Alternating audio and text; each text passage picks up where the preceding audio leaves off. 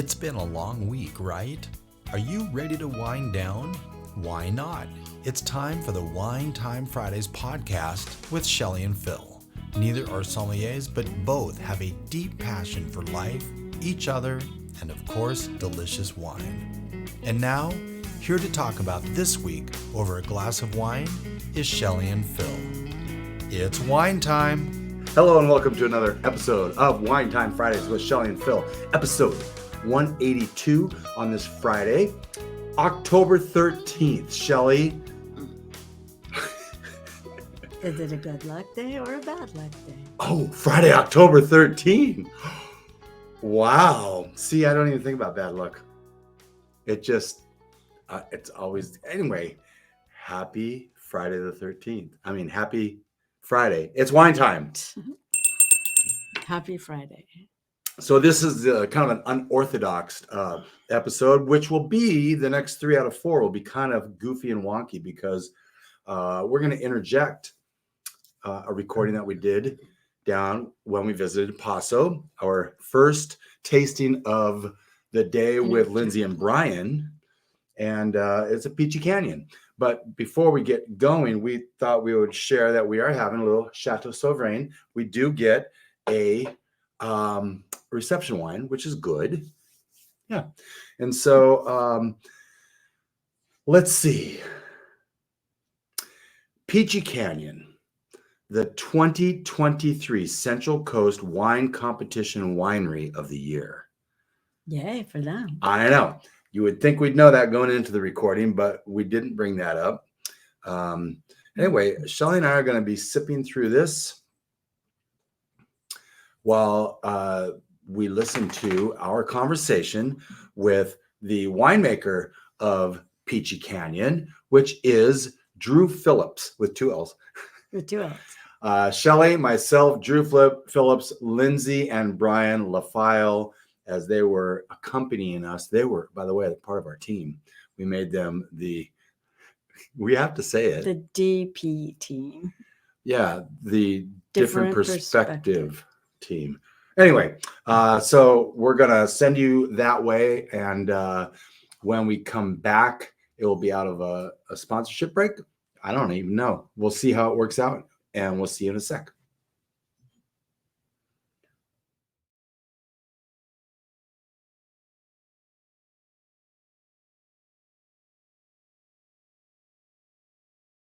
My name's Drew, Andrew Phillips. I go by Drew. Oh, okay, Drew. Peachy Canyon is owned by the Beckett family. Here we go. So I'm the non-Beckett who shows up here. But yeah, the Beckett family, little history, has owned Peachy Canyon. Started in 1988 by Doug and his wife Nancy. They were teachers and tradesmen and lived in San Diego area, and had their 2 sons, Josh and Jake, decided that they wanted to move to a more rural setting to raise their kids, and ended up here in Paso Robles, and that was kind of the early 80s. And one of the things that was popular in the early 80s was making wine. It was this little winemaking community. There's only a handful of wineries at the time. And so Doug kind of caught the bug. And after one kind of failed attempt at starting a winery, it was called Tobias. And even Doug will tell you they made some horrendous wine there. there were winemakers, there were guys who were like, how hard can it be? Let's try it. That's a grapes. Famous last word. Yeah. But so they ended up purchasing a property way down Peachy Canyon Road, which is a local road in town. It's actually the dividing line between the Willow Creek AVA and the Adelaida district. Kind of deep down there, it's now a winery called Young. But that's where they decided to raise their boys. And in 1988, they kind of started over and started Peachy Canyon Winery. And His winemaker at the time was a guy named Toby Shimrick, who's now Tobin James. That's so. And they did well together for a few years. By I want to say 1992, they had made a wine that had ended up on Wine Spectator's Top 100. Yeah. Which, looking at the top 100 now versus 1992, there's a lot more Zin on that list than 92. In 92 to Yeah. now. Yeah, isn't that funny? It's Can we toast this up to health, wealth, and abundance, gratitude, romance, peace on earth, gratitude, romance, and cheers. Cheers. That's horrible. Cheers. Drew, thanks for hosting us. My Thank you pleasure. so much. Yours is very dark. Mine might have had a little of the reds that I was just checking to make sure nothing was corked when it was off. So this is a 22 rosé. This is our 22 rosé. I make 1 to 2 rosés a year here at Peachy, but this is the one that I make every year no matter what.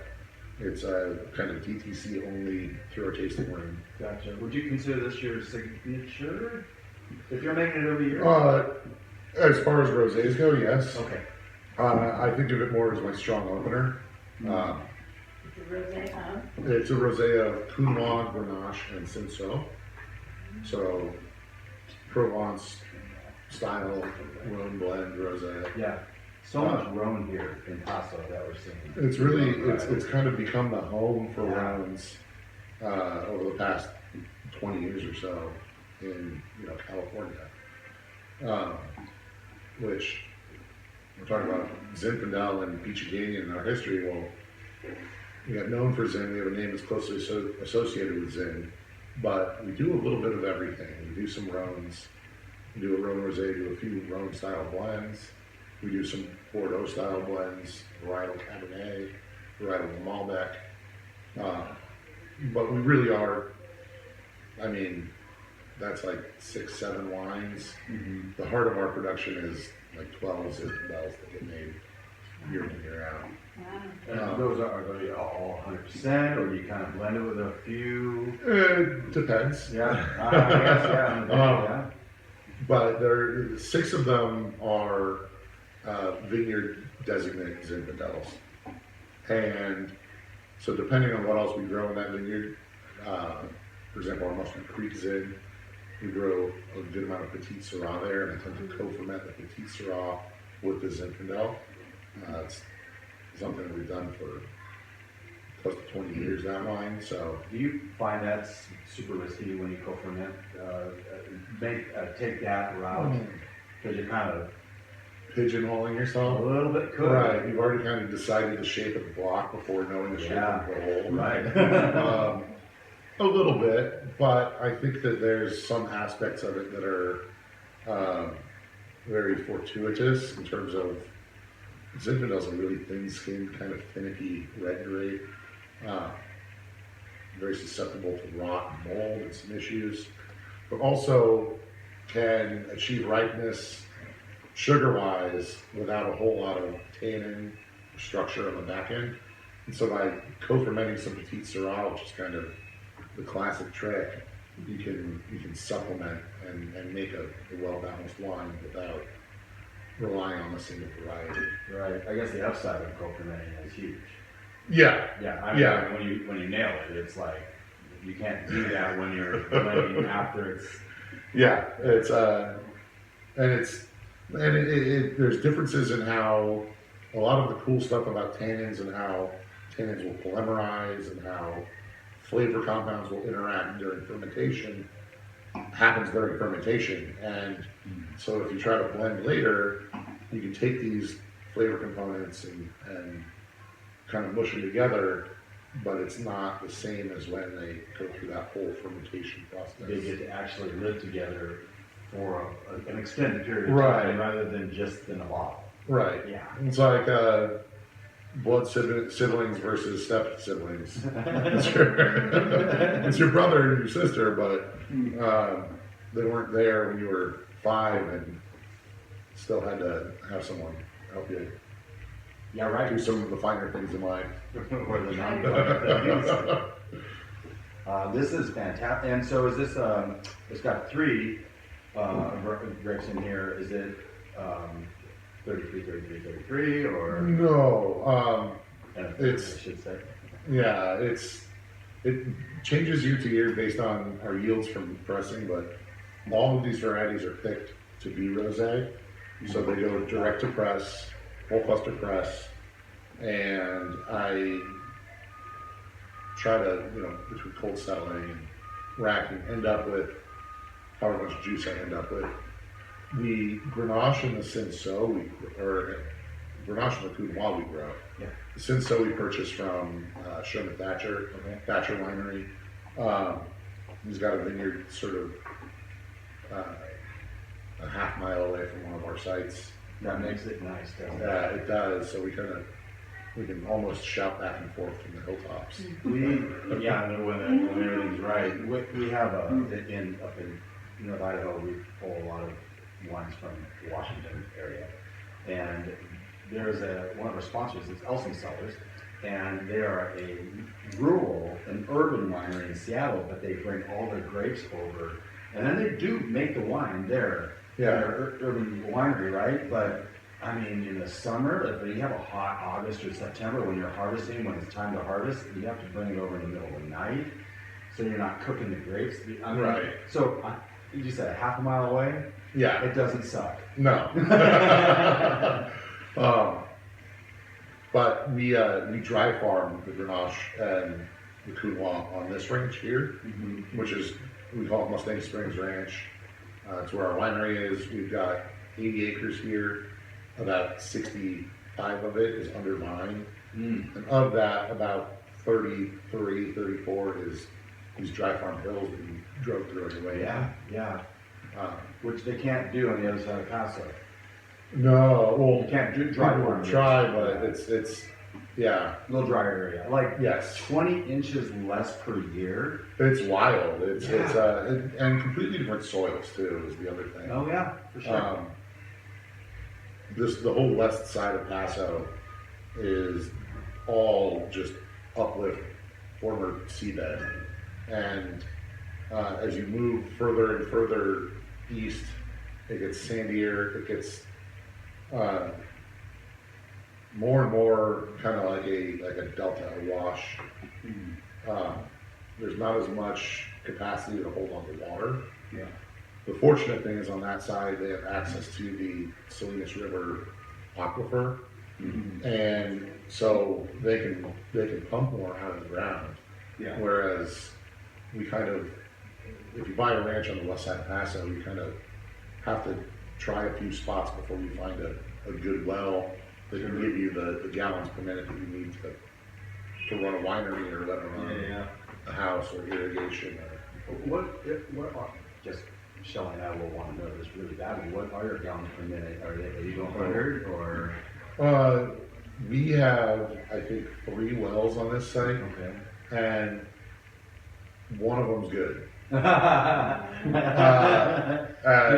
other one's maybe supplemented. Yeah, so we've got an interesting water system where in one of the big hills over there, there's about 100,000 gallons of water tank buried in the hill. Oh, got it. And does that get run off? And that kind of fills up from our wellhead. Okay.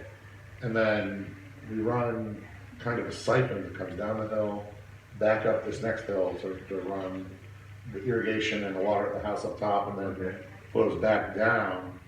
It's all underground, you can imagine, to run the winery. So it's if we lose suction, it's really bad. Yeah, I would think so.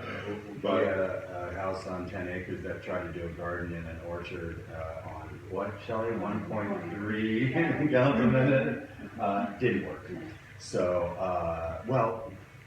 we should move on to the next wine. And I want to find out from you, I'm guessing the 4 of us want to know how long you've been winemaker here. Which one are we moving to? Well, I think let's start.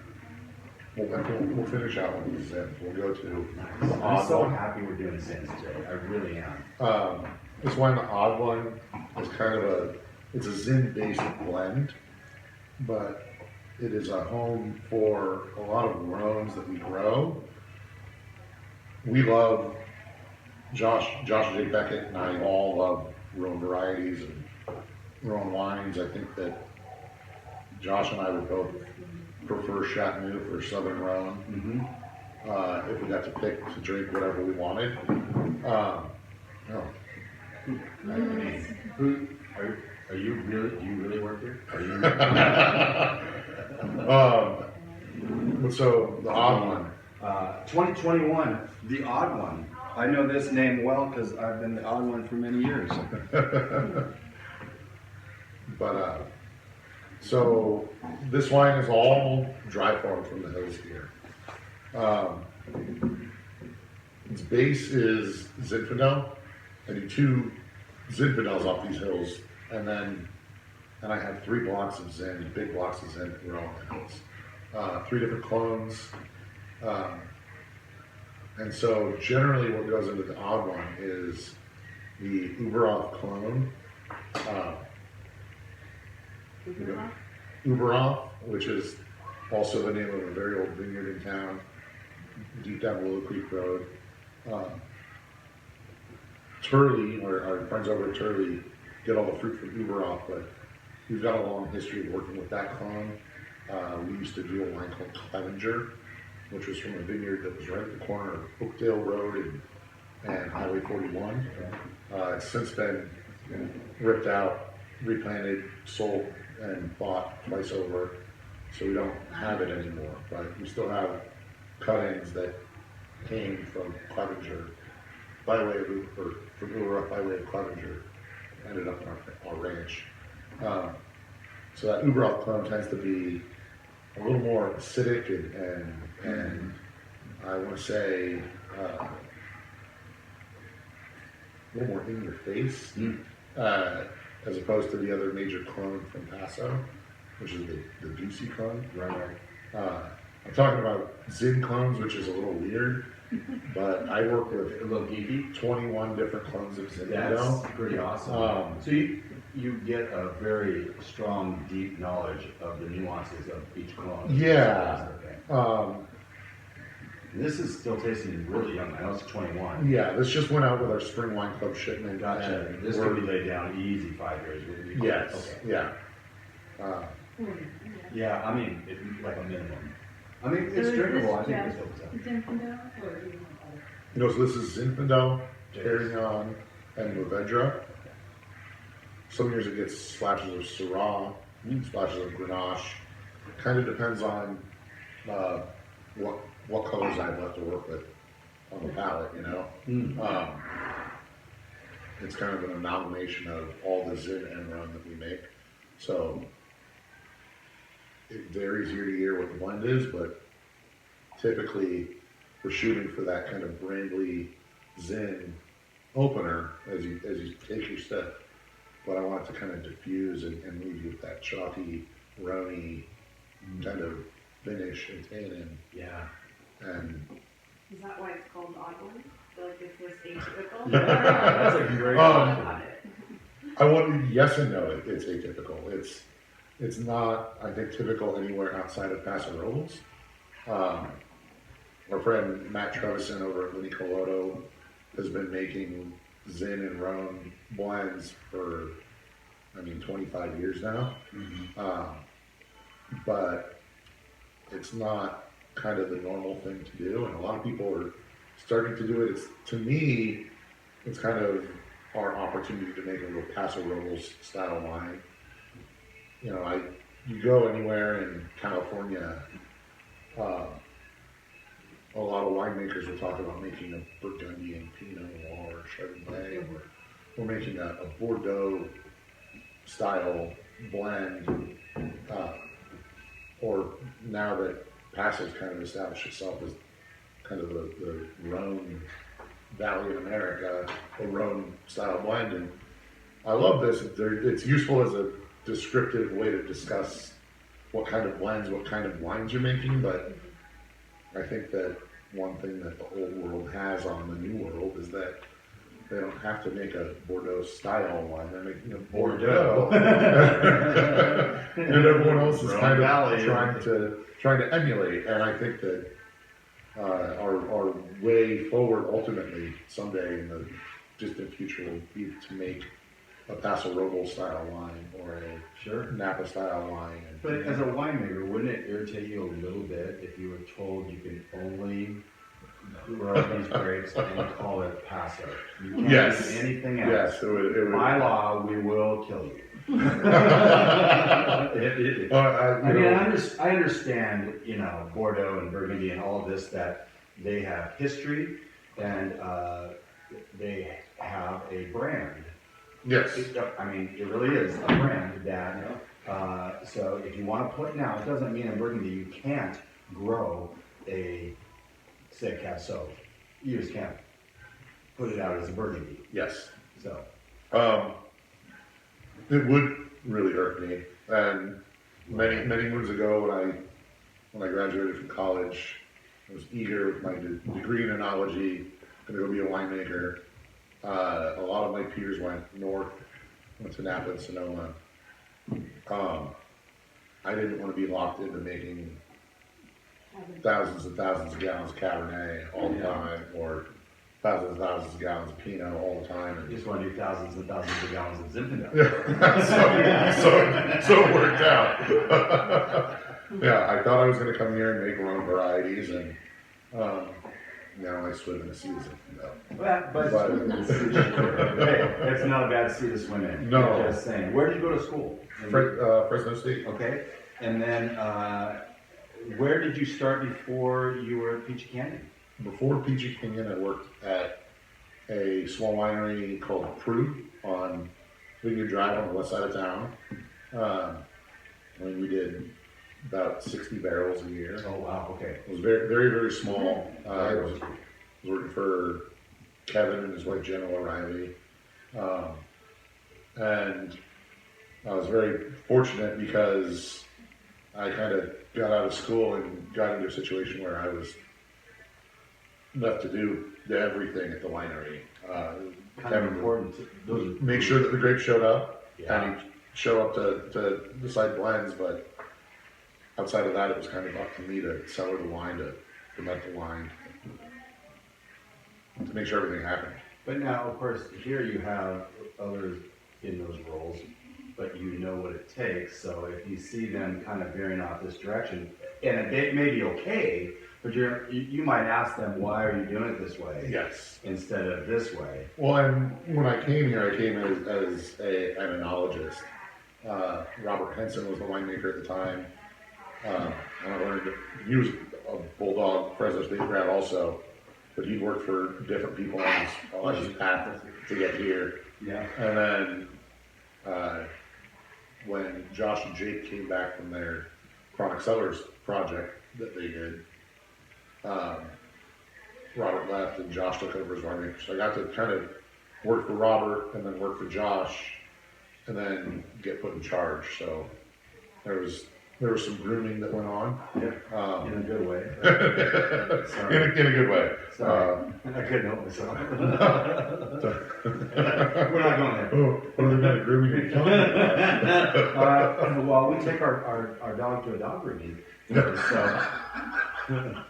how about that for a quick pivot? So, how long have you been the head winemaker here at Peachy Canyon? This is my second vintage, so about a little over 2 years now. I love it. We talked to a guy named Charlie Hoppus, Fidelitas, up in Red Mountain, and he said winemakers, they talk about years and vintages. And it's so cool. It's like, well, he says, I've been doing this for 33 vintages now, and so it's kind of interesting. Yeah. So this is my second vintage in charge. The present vintage. The present vintage. But I was made the winemaker prior to the previous vintage, and so I kind of inherited all the wines I made as an assistant winemaker, and then had to blend them all and finish bottling and all the other fun stuff that goes along with making wine. If it was just harvest all year round, it would be a lot more work, but it'd probably be a lot easier. Yeah. All the other kind of off-season operations are, I mean, they're not easy. They just require kind of constant vigilance. There's so many things that are just always on the back burner, and you always have to be aware of what temperature the back burner is set at. Yeah, almost literally. Yeah. So, So when you are aging your wines, what kind of oak do you typically use? So I use a combination. I use primarily French oak, but I do have probably a third of my cellar that is Hungarian and American oak. So probably 2/3 French, Hungarian. and the rest. You're hearing some of this Hungarian stuff, and it's pretty cool. Because it's a completely different animal, right? Yeah, Yeah. it's a sessile oak, but it comes from kind of the other side of the Alps. Yeah. And so it's differentiated entirely, though it's close relative of French oak. And you just kind of get a slightly different flavor profile, slightly different impact from it. Sure. So you have to know those flavors as well. I was going to say, Oh. when you talk about terroir, we're always thinking soil, the rain, the hill it's on, the wind. Now you have to start talking about the barrels. If it's a French barrel or a Hungarian barrel, and that terroir, because oak is oak, but the roots are down in the soil that pull up, and they have their own terroir. The variables are vast. It is a incredibly complex decision tree getting from vine to bottle with so many different crush options. and yeast and bottle and go. I Don't was- add yeast. So I was listening to the radio, the news this morning, as I often do, and listen to NPR on the way into work, and they're talking about this whole cider boom that's happening and this lady's talking about cider, and she says, well, it's just as easy as making wine. You just press grapes, get apple juice, or press apples, get apple juice, add some yeast, and then it turns into cider. And I'm like, Just like that. all right, lady, I want to Here's taste this. Here's what Drew's thinking. Exactly. You keep going that route. That's our industry. We'll have no problem. Yeah. We're going to take a real quick break. When we come back, we're going to find out a little bit about. I had it in my mind, Shelley. What was it? I don't either. It just went. But we'll talk about something here with Drew Phillips of Peachy Canyon. Okay.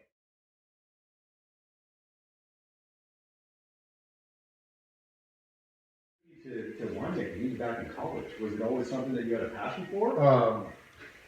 No, when I first started college, I was very listless. Liberal arts.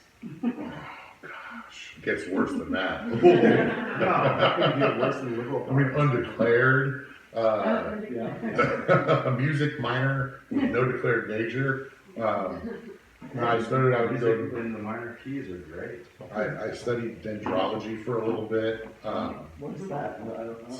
It's trees. Really? Oh, Yeah, interesting. identification and classification of trees. So that is the degree that like a professional arbor is? Yeah, I would think so. Yeah. It came out. I think, I thought Yeah. that, I think that's our version. Yeah, it took me 13 years to get an undergraduate degree.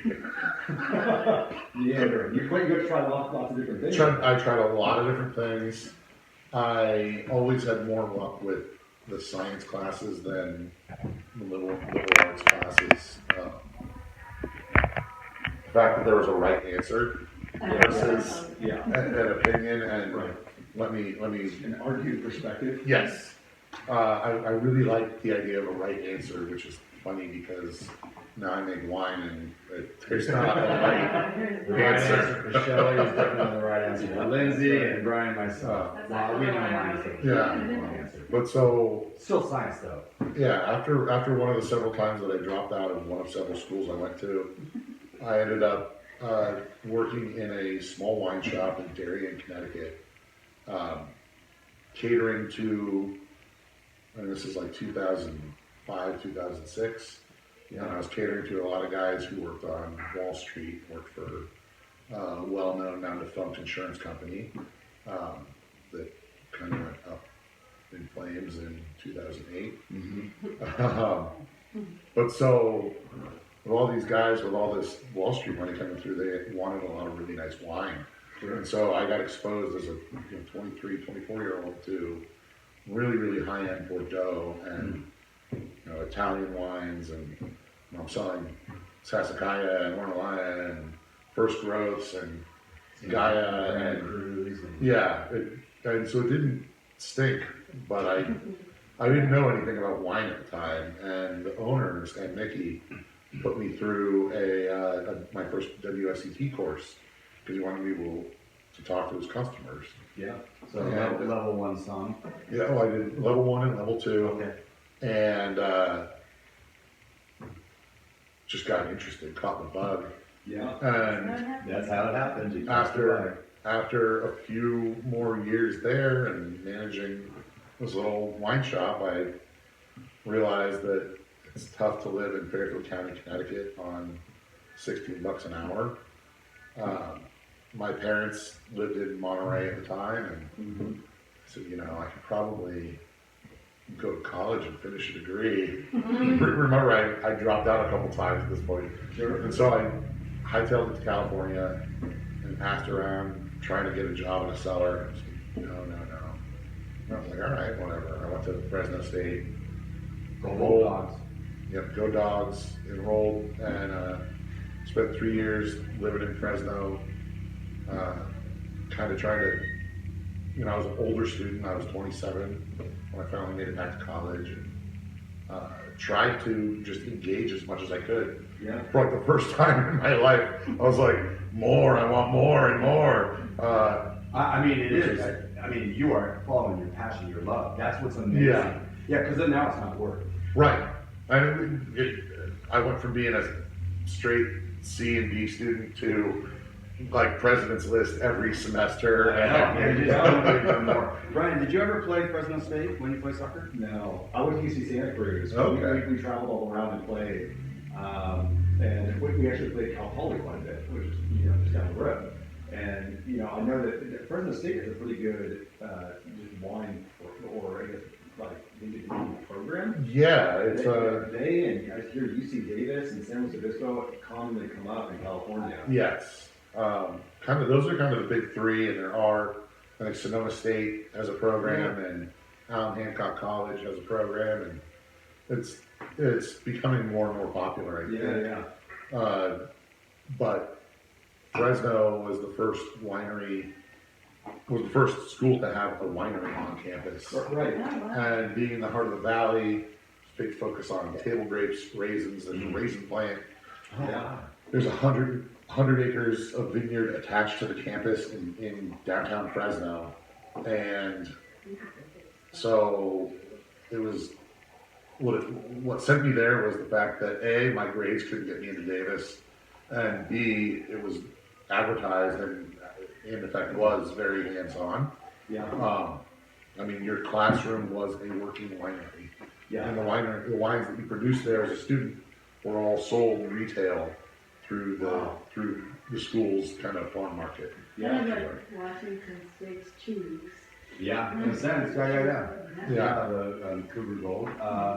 So we have had a 22 rosé. Do you have the price point of that rosé? Just winery prices. I want to say about $36. Okay, we'll verify that and put it on the show notes. And then the 21, the odd one. That one I want to say about $46. Okay, we like the sixes. Interesting internet sales numbers. And then I wanted to ask so the alcohol in that second one, the odd one, the alcohol is 51. For sure. I checked off, yeah. It was tasting hot to me, but it's also warmish in here as well, and so that's going to play a part. But 51 has got some heat to it. Yeah. Are you generally around that number? We've been going through some changes over the years. When Robert was here, he very religiously adjusted bricks back to 25 in the hopes that we'd end up in that kind of 14 and a half sweet spot. have Josh and I, as we started working together, kind of started trying to add less, try to hit our picks better. Zinfandel's very finicky though. You can have one side of a cluster that's raisins and the other side that's green. Oh man. When I do a lot of cold soaks, which was a technique I learned from Robert, to deal with Zinfandel, because a lot of times you'll crush your grapes, you'll de-stem and get them into your fermenter, check the sugar, and you're at 24.5 bricks. And you come back a day later and you're at 26 bricks. Jeez. And you come back another day later and you're at 27.5. And so you're like, what the heck's going on? Well, all these kind of raisins and sugars on the inside and all that pulp, as it starts to kind of break open and skins pop, you start to get some maceration, release a lot more sugar, and just tend to soak up a lot more with Zinfandel than any other grape that I've worked with. So, you know, I've seen things shoot from 25 to 32. Oh boy. And if you don't have a fastidiously clean winery, and when you're at the peak of harvest season, it doesn't really matter how clean your winery is, because you have so much yeast floating around in the air from active fermentations. If you can't Natural yeast. if you can't maintain that soak, you don't necessarily know how much sugar's there. That's a great point. Which leads, I think, to a lot of kind of what may have in like the late 90s, early 2000s put a lot of people off of Zinfandel, which is that kind of cloying sweetness that you're at 15.5% alcohol, and there's still like 3.5, 4 grams of residual sugar. Wow. Yeah, this is 15.3. We've got the Willow Zinfandel 2021, and my guess is you're 100% on this. Yes, this is 100% Zinfandel. Blend a little kiss of something? Oh, no, I'm lying. There's a little Grenache and a little Petite Syrah. That's Okay, what gotcha. Also grown from the same vineyard. This is one of our single vineyard Zinfandels. Willow comes all from our newest estate vineyard, Thibodeau Vineyard. It was planted by Josh Beckett. He bought the property in 2018. Right about the time I started, so I've been here for the whole development of that ranch. Nice. And he's grown mostly Rhone varieties there, but he's got 3 big blocks of Zin that I get to play with. And through our kind of we have a program called D-Block where we have 18 clones of Zin that are interplanted. That has led us to having rows planted and fermenting all 18 clones individually. We kind of handpicked the clones that we wanted to grow there. So now I get 3 different clones coming from that ranch that I kind of get to blend together. But I do get a little Grenache, a little Petite Syrah, a little Syrah off that vineyard as well. And so in 2021, it was the first vintage that I had enough wine from that vineyard to fulfill my tastings, and I was able to put something together. Nice. But I'm pretty. This one's a little more cherry. Dark cherry on that? Yeah, a lighter cherry. So, what we've come to find out or know is that Paso, as many wine areas and wine country areas, have all these little micro AVAs and climates. Yeah, they're not really AVAs, but microclimates. Yeah, micro terroir, if you will. Even within a block. What's right? What separates Peachy Canyon? What makes it unique than the other wineries? And there are many here, and still growing here in Paso Robles. So we have currently about a little over 100 acres under vine, but that stretches across 5 different ranches. 3 of them are very close to here. This one included in the Adelaide district, but we have 1 vineyard in the Dublin Gap district, which is where our tasting room is out there on Bethel Road. We visited, you guys visited there. And then we've got our 5th vineyard is on Peachy Canyon Road in the Willow Creek AVA. And so we get to see a real gradient moving across the west side, because the soils are slightly different in all three AVAs. Yeah. Willow Creek in particular is known for its Linicoloto soil. It's a soil series that is very chalk rich, a lot of decomposing granite, and it tends to hold a lot of water. Which is helpful. Which is very helpful. Dry farming, right. If you walk through a real Linicoloto soil vineyard on a wet day, you end up with so much clay stuck to your shoes that it doesn't matter if you have work boots on.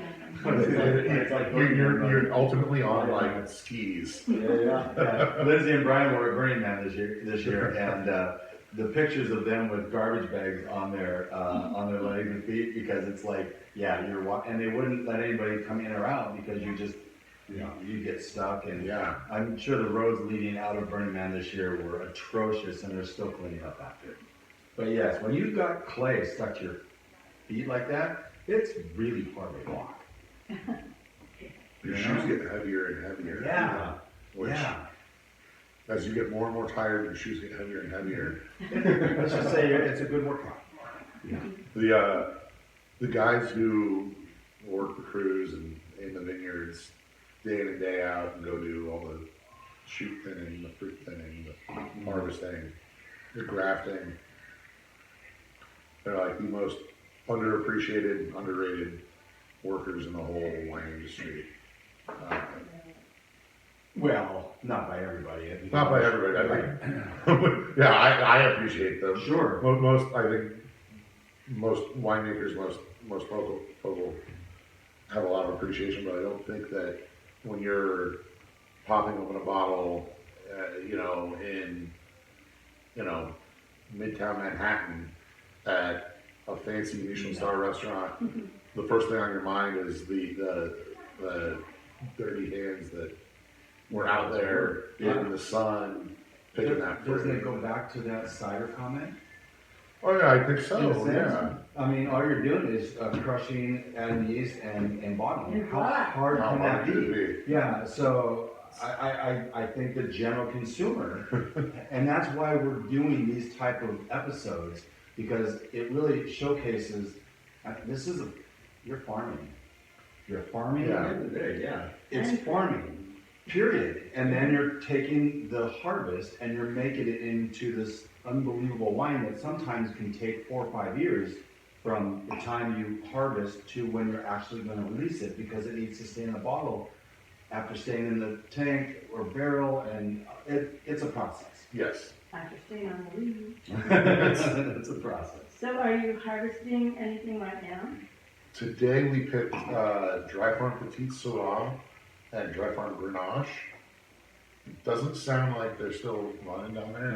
It did. I think the crew finished up with the Petite Syrah and they're taking lunch Yeah, I was gonna say before they it's get started lunchtime. on the Grenache. Boy. But because we have so much dry farm here, it tends to ripen a little earlier than all the Charleston irrigated vines around. So we're recording this at the end of September. Again, not sure when it's going to be published here in the next 4 or 5 weeks, but it sounds like Grenache is. We were at Tawas Creek, and they're doing Grenache. And something we learned about the dry farming is that you force those vines to work their ass off, and It's a good. really go like 30 feet deep on those roots, 30 feet to get to that water and stress out those vines. But that produces the best fruit, and not as much of it, but it's really good. Well, and you're absolutely correct. It is. It shows so much more. I want to say character. Yeah. Oh, Yeah. But with the vines, kind of one question I've been asked a lot this season in particular is, with all the rain we got, are you expecting big yields? Well, we had to go through and do extra crop thinning. We had to do an extra pass, a second pass, because the vines threw so much crop. But if we just let it all hang, with how cool it's been, it was never all going to get right. But then also, it would have stressed the heck out of our vines, and eaten up a lot of that water that's in the soil. Right. Yeah. And so, we kind of had to go through and prune everything back and then prune That's everything kind of back again. difficult. That's a difficult decision to make, But- right? Isn't it? But it's, I mean, not the decision, but, oh no. Yeah, you're cutting off bundles, You know, or, not bundles, great clusters, so that the weaker ones, so that the ones that you're deeming stronger can really flourish. well, it's to me as you know, winemaker, I want low yields. I mean, I want some yield, but I want Yeah. less crop per vine. I want more intense flavors. And being, like we talked about, not named Beckett, it's very easy for me to say, yeah, let's thin it more. Let's drop more fruit. But for the guys who own it, they're sitting there like, I think I'm throwing money on the ground. Yeah. Well, in a sense, you're in a sense, right? You're Yeah. throwing what would be considered easy money on the ground, but the quality is not there, and so you're gonna count on higher quality. The money follows Yes. that a little bit differently. Yeah. So Is there anything you can do with those clusters? Like, if you thin all of that, is there anything that can be done? Well, Does that quite or is it just Yeah. straight to compost? I mean, it's straight kind of compost. Yeah. At the time that we're to really get these benefits for the vine, we kind of have to drop kind of during the onset of aeration. Yeah. Much later than that, the vine's already trying to ripen all that fruit. Yeah. And once it kind of, I'm going to say sets its mind, I'm going to personify the vine right now, but once it sets its mind to ripening all that fruit, it's kind of go mode for it. And it's like, Stop it. Yeah. so if you can get in there before aeration hits, or before everything's kind of in that mode, you can affect downstream.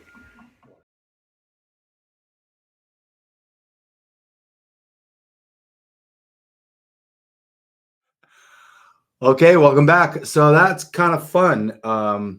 Our little, I say a lot, and I need to take that out. You need to go to Toastmasters? No, I'm gonna work on it myself. Okay. Because I think I can do it. You got the best smile. Yeah, but by the way, we have not really. We were really enjoying that conversation with Drew.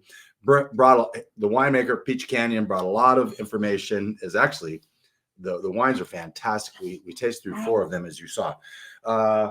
Anyway, let's get on with this with the social web wine words of the week. Shelley, what do you suppose that is? I know what it is.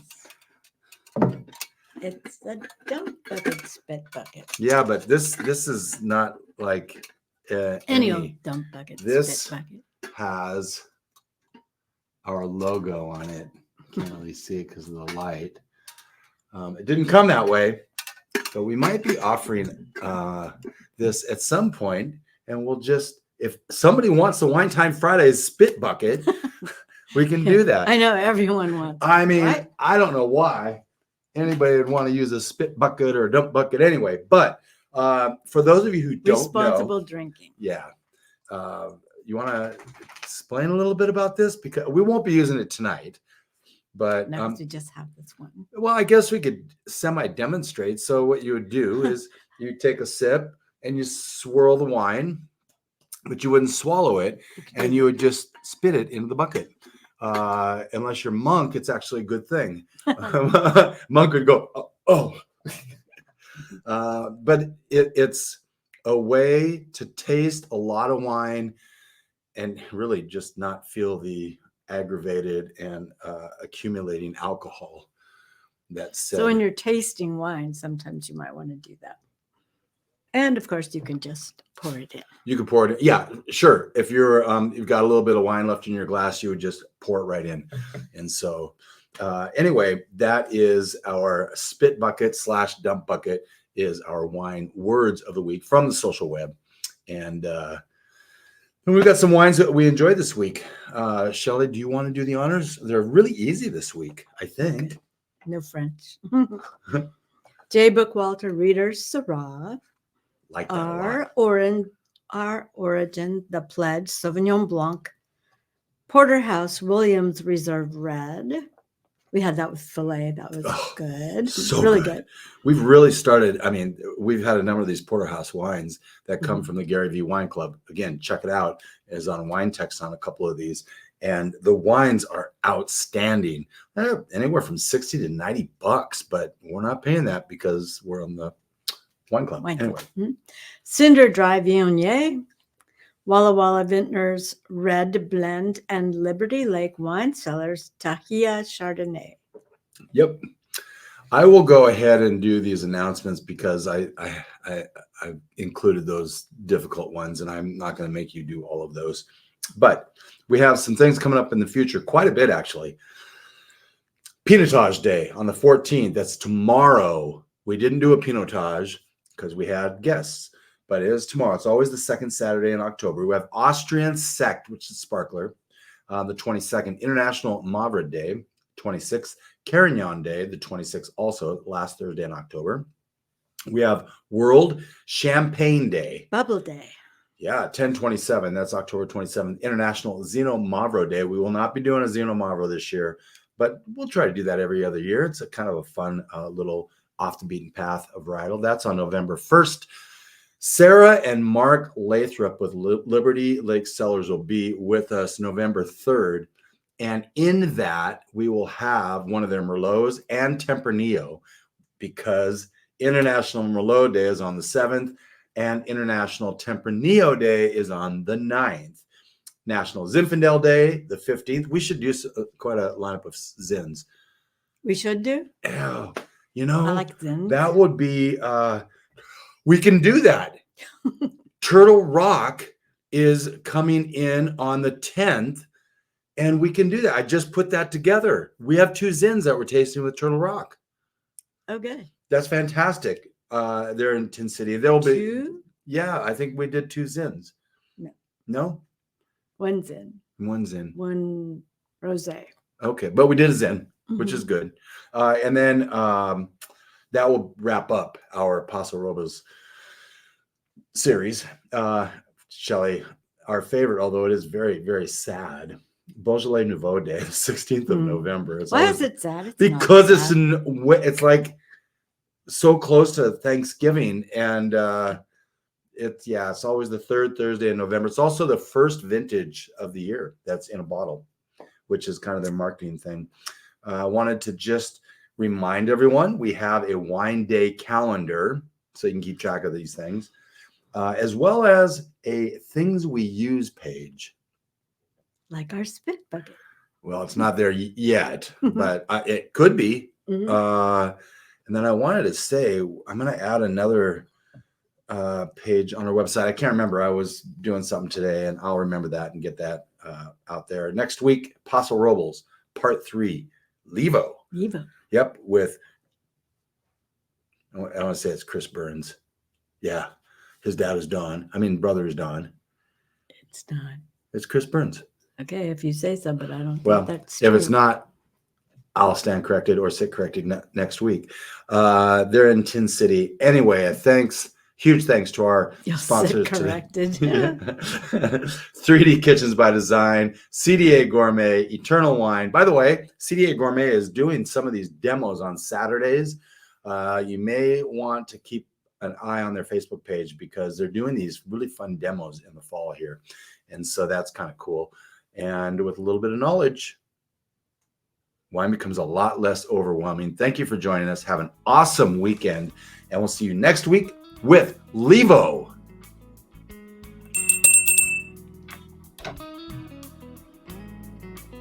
Thank you for spending part of your day to wind down with Shelley and Phil. Remember, you can listen to any episode of the Wine Time Fridays podcast by visiting winetimefridays.com or wherever you get your podcasts. And join us on our Wine Time Fridays Facebook page, Instagram, or on Twitter, which is @VintageTweets, for daily conversation.